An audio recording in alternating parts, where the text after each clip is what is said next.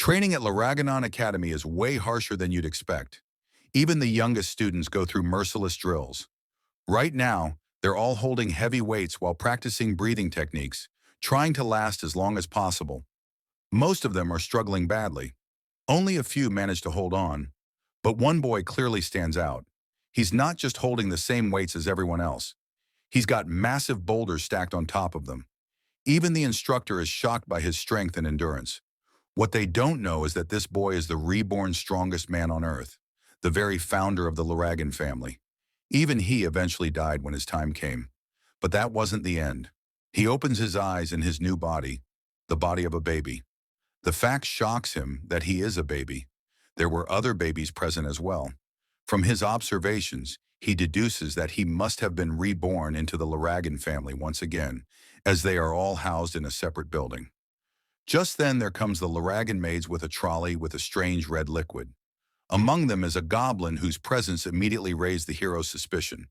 The maids first forcefully feed the goblin that liquid, causing the creature astronomical pain before it explodes into a bloody mess. This test shows that the concentration of magic in the liquid is high enough, a perfect sweet spot. The maids promptly start feeding that diluted, strange red liquid to everyone. The hero couldn't really understand the situation, and as his turn comes, he realizes that the liquid isn't milk, but it's something overflowing with a terrifying magic power. This is ancient dragon's blood, and they are making them drink it. Instinctively, he needs to spit it out, and he already swallowed a little. As the other babies are doing, he needs to do the same and spit the liquid out before he explodes. But he again thinks about his choice and decides to absorb all this magic power, which will help him reach the true peak of martial arts. He might even surprise his past self. With that in mind, he drinks all the liquid, claiming that they should never have underestimated Gilphus Laragan. He absorbs all of the ancient dragon's true source power in order to reach the peak of martial arts, a height he could never attain in his previous life. The maids are surprised that he is able to absorb the liquid so calmly, but they choose to ignore it since the result works in their favor. The other babies seem to survive as well, but this instant is nothing to take lightly. As expected of an infant's body, overwhelming sleepiness suddenly struck him. 7 years later, the child once known as Gilphus is now renamed Zeke Elrigan. He trains relentlessly, and he can clearly feel how magnificent his body has become. This is all thanks to the blood of the ancient dragons flowing within him. The source of this power exists in all living beings, but the ancient dragon blood that Zeke and the other babies consumed contains vast quantities of two distinct source powers. Those who absorb even a small amount of this liquid gain bodies far superior to ordinary humans. Unfortunately, which works in his favor. The hero who is guided by the divine dragons to source power he had absorbed in his previous life took in every drop of that ancient dragon's unique power. He undergoes a transformation so astonishing that even he finds it difficult to believe. By all logic, he should have reached at least 4 stars by now. A star is a truly compressed source of power formed when one imagines their body as a universe and allows a star to float within it. However, each additional star becomes increasingly difficult to form, and the more stars one possesses, the greater their strength. The hero has reached the unmatched rank of 10 stars with the only one in the world to ever do so. It has been 7 years since he was reborn. His mother has already passed away, and his father never showed up. Being reborn thousands of years into the future shocks him. But what irks him more is the reality of this era. A millennium later, the world has become a place where the strong devour the weak. Well, isn't that 2025 in a nutshell? The clearest example of this is the dragon's trial ritual. Only the babies who survive are allowed to train as warriors of the Laragan family. Throughout these years, not a single obstacle has been able to stand in the hero's way. Zeke tries to investigate the combat training in his family, but the maids have nothing to say, more like they aren't allowed to say. The maid he interacts with is a 3-star fighter, which is enough for basic combat training. He feels exhausted having this bare interaction, even after living together for 7 years. Later, he goes towards the forest and eats the poisonous herbs as a part of his training. He first senses the presence of someone and notices an angry boar with a black mist around it, which didn't exist 1,000 years ago. Soon enough, they get into a fight and he slams the board with a powerful punch. The damage seems surprising from someone at his level. 1 star, but the quality of a star is what really matters. The hero takes his leave with a boar and decides to go on a journey. Unbeknownst to him, a strange man has been hiding nearby. He witnesses the fight and immediately realizes that Zeke is no ordinary child. Not only does Zeke defeat the boar with ease, but he also notices the man's presence. However, as the child of the family head, Zeke is not permitted to leave freely and remains under constant surveillance. The stranger grows interested in him. Later, the hero overhears a group of warriors discussing something. He enters the room asking for their interest, to which they explain that they have come to retrieve Zeke, and he needs to take an examination, which makes the hero furious. He thought he was returned to the main family, but they take him to the dragon's nest for the examination. This is the Laragan family's own exclusive educational institution that they established during that millennium. Everyone has to enroll in this academy at the age of 7 who has been born into this family, and today is the day of the entrance examination, and the hero hasn't been taught a single thing. The hero holds his head knowing the test is mandatory. Zeke appears visibly exhausted, prompting a child named Langus from Old Scale Village to interrupt and speak to him. Zeke finds Langus timid at first, but he quickly realizes that the boy possesses courage beneath his nervous exterior. Zeke introduces himself in return. As the hero explains his worry towards the exam, as he doesn't know what would be the content, Langus is thrown off. Before the conversation can continue, Retin from Old Scale Village calls out to Langus and begins bullying him. He shouts mockingly, telling Langus that he should have stayed at home because someone like him could never enter the academy since his father was nothing more than a mock dragon. The Laragan family follows a rigid hierarchy established by an absolute manager. Lesser dragons are classified as rookies. Young dragons are known as common soldiers. Adult dragons belong to the captain class, and elder dragons occupy the highest ranks as elders or executives.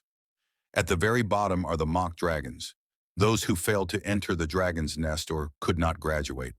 These individuals are labeled as imitations, but Langus wants to remove the tack of a mock dragon from his family. The hero speaks in favor of his friend, that he at least deserves a chance to try. It makes the bullies even furious, and they start bad-mouthing about the poor being. But Zeke continues to defend his new friend. Soon enough, the adult dragon examiner announces that the exam will now begin, in which all applicants must take a number tag after registration and proceed to the second gate in discipline. Langus suggests the hero withdraw if he is not sure about the exam or lacks the ability, but he seems to be confident even though he doesn't know the content of the exam. The first test is to scratch the rock, and the one who manages to do so will pass the test. Only provided weapons can be used, or the individuals can go with bare hands. The students have 3 attempts. Zeke finds the test way too lenient, which shocks his friend because he thought the exam would be of a terrifying level. The test begins and Langus starts panicking while our boy is sitting calm. The stone used in the test possesses regenerative properties, allowing it to repair any minor damage almost instantly. Furthermore, any attack driven purely by brute force is reflected back with hundreds of times the original impact. Langus explains that one must properly circulate ether source power within the body during the strike in order to leave a scratch. The hero understands that this quality is more of the handling of ether source power than martial skills. Most of the students seem like they can pass the exam, including the bullies. There are consecutive disqualifications of the students going on. Finally, it's time to test the hero, and he refuses to take any weapon. They ask the hero if he's sure going with his bare hands, to which he agrees. Everyone starts discussing him, thinking he will eventually fail the test while Langus is concerned about him. As the test began, the hero carefully analyzed the stone. He realized that the rock must have formed over 1,000 years ago, as he had never encountered such a mineral before. Just then, he raises his fist and using his full power, he smashes this regeneration stone with his Dragon Slayer combat technique form and passes the exam. The crowd suddenly got silenced as the results were unexpected for them. Langus is filled with pure joy along with surprise. Standing nearby, the examiner narrowed his eyes, wondering if the hero might be an illegitimate child of a powerful house. After all, only warriors of 4 or 5-star rank were capable of such a feat. As a reward, the hero was handed a green potion, though he was uncertain of its significance. Later, Langus explains to him that he got a healing portion of a normal grade. Zeke wonders if this could be elixir, a potion made from extremely rare materials. It contains unique herbs with pure elixir core and from divine and phantom beasts who are so rare to find. The potion healed both old injuries and recent wounds while dramatically boosting one's ether. Due to its scarce ingredients, it was incredibly difficult to refine and almost never appeared on the market. Langus added that the potions produced by House Dragon far surpassed those sold in ordinary stores. The hero feels astonishing while his friend keeps on praising him. With that, the bullies also pass the exam, and it's Langus's turn.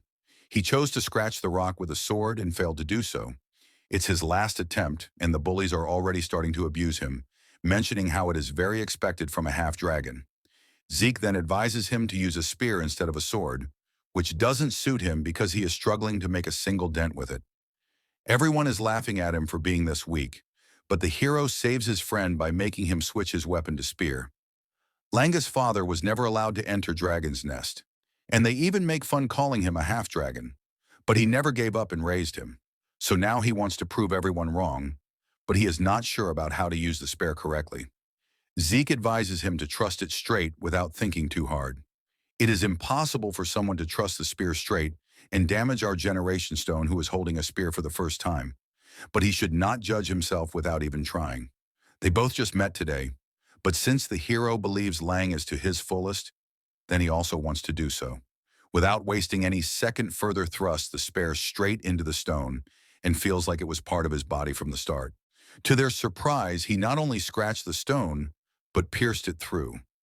Zeke is very impressed and cheering high for him, and this is how he passed the exam, which he couldn't even believe in himself.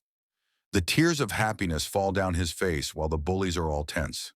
With this, the test is over and the entrance ceremony begins. Zeke wonders if there was only one test, but his friend explains that there might be another after their entrance.